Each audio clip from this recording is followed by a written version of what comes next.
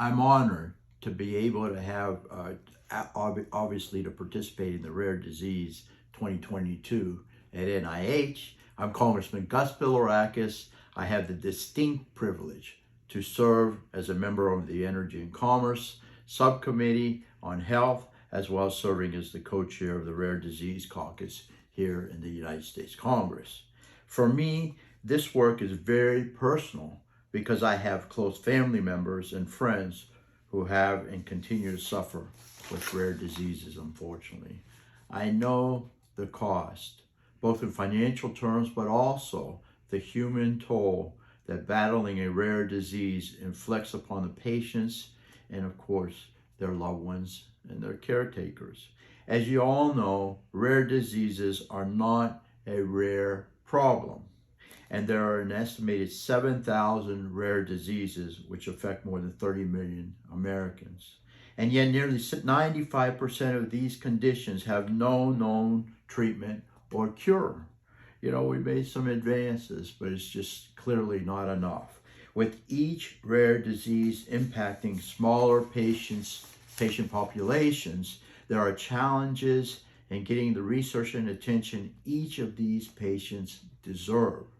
For this reason, I've been a huge proponent of federal investments in research that can provide hope and potential for cures for many of these rare diseases. I'm proud that the most recent budget we passed includes a substantial increase in funding for NIH, and most everyone agrees with that we need to fund NIH adequately, including funds for congenital heart disease research for the development of a national neurological conditions surveillance system, and for the National ALS Registry and the biorepository. Research is the key, ladies and gentlemen, and biomedical research saves lives. So I'm glad to see that this critical funding at NIH has and continues to be an issue that brings together members of Congress across both aisles. So that's so very important. We work across the aisle on this particular issue. I was also proud to co-sponsor the Transplant Act with Representative Doris Matsui, which was signed into law earlier last year. The bill reauthorizes the C.W. Bill Young Cell Transplantation Program and the National Cord Blood Inventory.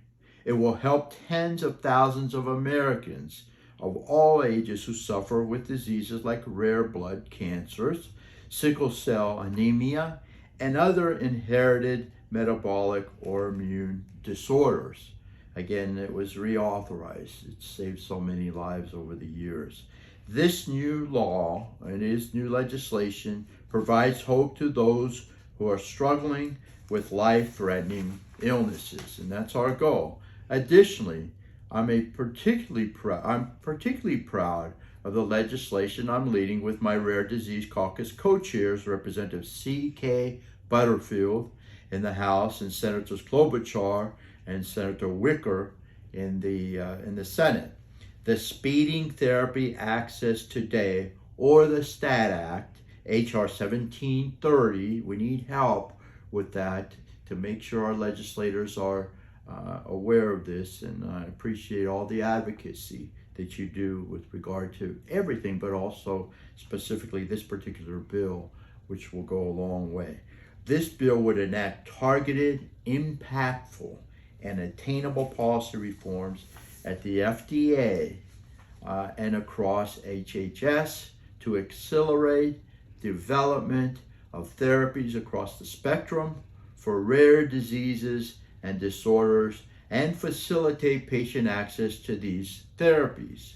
The STAT Act will improve access to therapies for the rare disease community, including patients living with an ultra-rare disease, by promoting better intergovernmental coordination, that's the key, and advancing science-based regulatory policies.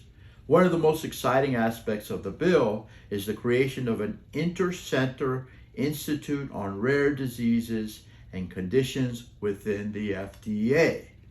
The Inter-Center Institute model was first authorized through the 21st Century Cures Act and used successfully to spur the development of better treatments for cancer. We want to replicate that success for the rare disease community.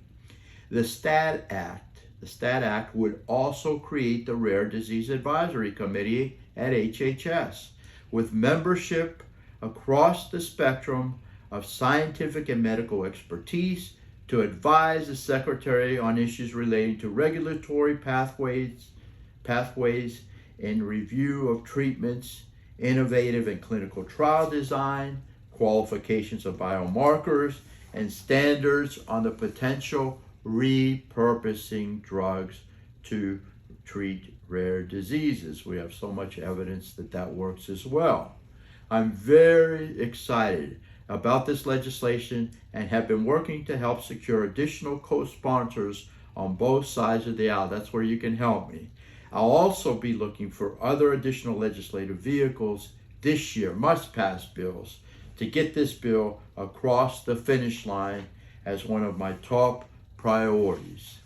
These are just a couple of the many items we're working on as champions of the rare disease community. We're working together. It is an honor to speak before you today and to thank you for all you do as part of this community. In the great words of Helen Keller, and I quote, "Alone we can do so little, but together we can do so much." It's so very true. Lawmakers and government officials meet with many people each day, but I have found that it is the personal, individual stories that truly make the biggest impact, particularly on this issue. Sharing the challenges that you and your loved ones face due to rare diseases can help to garner much needed support for the legislative and regulatory changes we as a rare disease community are hoping to make to get recognition, diagnosis, and ultimately treatments and cures. That's the goal. So thank you for getting outside your comfort zone and making a positive difference in the lives of those living with rare diseases. I know you will continue to do great work. Again, thank you for participating today, and thank you for your support of this worthwhile endeavor. And I will tell you this, hopefully next year we will meet in person. But thank you for all your great work.